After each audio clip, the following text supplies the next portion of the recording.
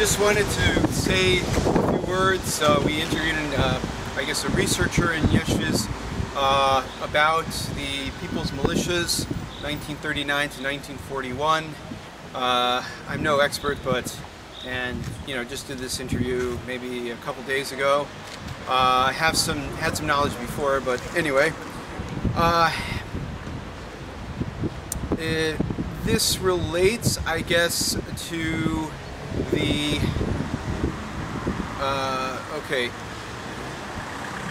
in terms of my growing up, and I think even now, there is a kind of dominant, liberal Zionist view of what they call the Holocaust, and also Jewish life preceding that in towns like this, that I don't think totally squares with reality or kind of ignores certain aspects of the history. And one of the important, maybe one of the most important aspects of that history, at least in this, in Western Belarus and Western Ukraine, were organizations called Peoples Militias. And the Peoples Militias, say here in this very kind of, area here in Nyeshiz, and another town called Kletsk, which I guess is a little smaller, just a little smaller than Nyeshiz. What happened was well, first, most of the archives were destroyed by the Germans, or I should say the German fascists. So this researcher we spoke to pointed out they don't really have a lot of more scientific archival material with which to work, but based on talking to various and sundry, I guess, survivors of the war, they were able to kind of piece together some sort of picture of these People's Militias. So 1939, you have the Molotov-Ribbentrop Pact, which, as probably most Marxists would say, was a negative politically for various reasons, most of them having to do with politics and mass psychology, demoralizing many leftists, basically in a way equating communists, however you think of them, with Nazis, which is fundamentally false. But at the same time, for this region, among at least politically literate, politically intelligent people, I think there was a yearning to be free of the capitalist system. However, at this time, Stalinism in the Soviet Union was in full swing, and things were quite nasty, totalitarian, some might say. The purges had taken place and were continuing. The Bolshevik Party, basically the original Russian revolutionaries, had been murdered by the bureaucracy, of the Soviet Union by 1939, pretty much. Nevertheless,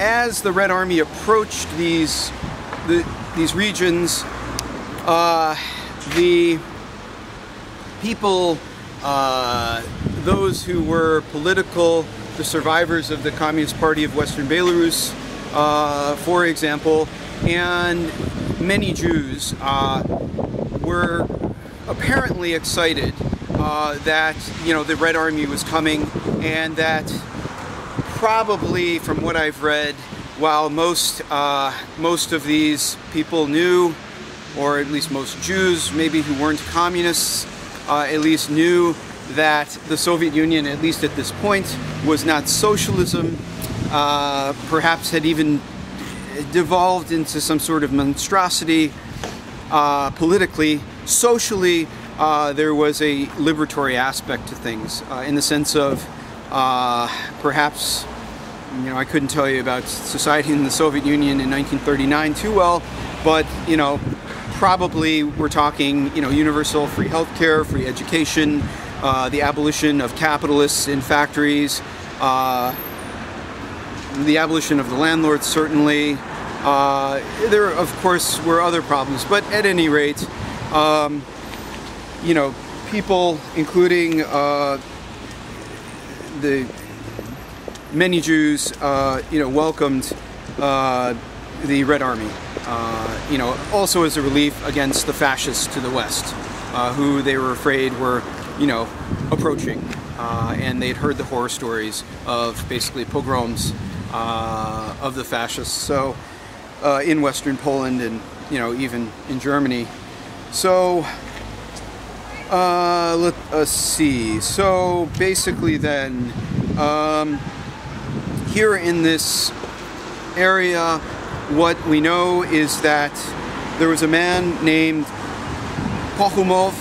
We don't know his first name even. We do know he worked on the Radziwill estate over here. Not that one, the other one. Oh, the smaller one. The smaller one. Oh, okay. Yeah, but Thank nevertheless. You. Yeah, for the Radziwills, we don't really know, I guess, what he did on the estate, but he was basically the head of the initial Peoples Militias, and these militias organized, 2/3 of the militias were comprised of Jews in this area, including perhaps some of my ancestors, Jews of various you know, income levels, class backgrounds participated. They were more organized and educated and understood politics better probably than any other nationality in the area. And basically they were not the professionals. They would, for instance, arrest the local nobility, the local capitalists, the osadniki, basically the Polish, the Poles who had come from the west or Poland rather recently to colonize Western Belarus and Western Ukraine, and they would arrest them. And those arrested would either be deported either to Siberia or to Central Asia off the front line, either to do hard labor as enemies of the people, enemies of, you know, basically the new order, this new post-capitalist order, or they would be shot. Oftentimes the aristocrats, particularly brutal policemen, even capitalists et al. Were basically summarily, probably somewhere around here, who knows, but put up against a wall, and you know, they would be shot with a rifle. So, however, then shortly thereafter, if I'm looking at my notes here, October 1939, I believe the Red Army arrived here, I guess in the summer, was it, or 1939, or the spring, was it? I don't know if my friend here remembers. Probably within 6 months anyway. They were replaced by the professional Peoples Militias and NKVD. Well, I believe it is autumn, in fact. Oh, well, it says October 1939 they were replaced, but the Red Army must have entered prior to that, I think. No. They were they came here in approximately in September. Ah, so it was only 1 month. No, 2 months. 2 months. Okay. Yep. Okay. So the Soviets came here in September, formed People's Militia. Well, just people from the locals, yeah. But and most of them, 2/3, as mentioned, were Jews. Well, for two reasons. Because first of them is that 80% of population here was Jewish. Then also because the Jewish had a better understanding of what was going on politically due to their better education, and then in the second half of October, they were being replaced by the professionals from the East, and probably the replacement, this replacement was finished by the end of October, or probably in November. I see. Okay, thanks.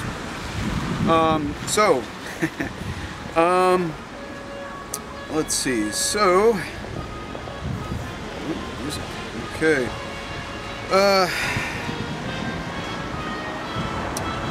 Yup. So, at any rate, there are other stories. There were some, for instance, Jewish survivors. A man named Joseph Pashurka, and his grandfather was a rabbi. He was from Kletsk. His grandfather was a rabbi. His father owned a big shop, and when he was younger, Joseph was a Zionist. All of his family was killed or died in the ghetto. Joseph was active in the Kopel forest, and then he went to, I guess, Bialystok. He was active in the Kopel forest as a partisan, and he received a couple of high awards from the Soviet Union for his service against the fascists. He served in the militia after the war for a couple of years, and then he became a manager of a collective farm. So other than that, you know, there's other history. You know, the comrades in the Communist Party of Western Belarus, for example, who were active.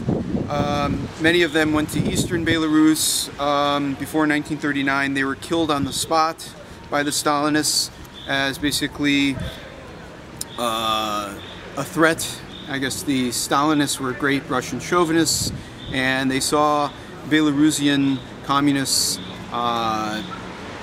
also as having kind of, you know, communist views, but also, you know, nationalist nationalist views. So not reliable enough. Yep. So at any rate, yes, okay. And then basically in this area, by many Jews, I guess, and many Belarusians from 1939 throughout the war, imperialism was equated to capitalism, was equated to the Polish or Osadniki, Pilsudskiite, and whatever asshole came after Pilsudski, was equated to their occupation of these lands for 20 years, which my understanding was fairly anti-Semitic and certainly anti-worker. And the Soviet Union was equated with socialism, and socialism was equated with national liberation. So you maybe can get a picture, a very brief, you know, amateur picture from myself and my friend here, that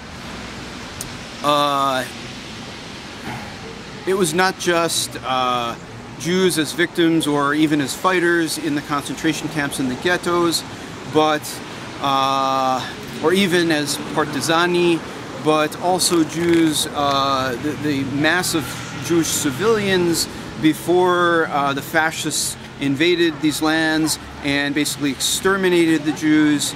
The massive Jewish civilians had a hand in their, one could say, I think perhaps rightly, social liberation, even in the context of a political counter-revolution and a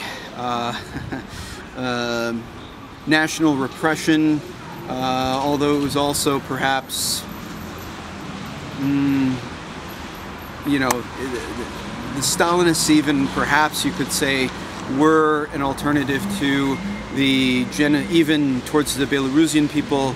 The Nazis, the fascists, had a genocidal policy. The Stalinists had a repressive, chauvinist policy, and they were certainly murderous towards good Belarusian communists and nationalists. But nevertheless, yeah, the Soviet Union did represent an advance of sorts, limited, partial, though it was, and the Jews of this Stott, of this town, my ancestors, most probably, we will never know who for sure exactly, but they did take place in liberating these lands and making them better before the fascist onslaught.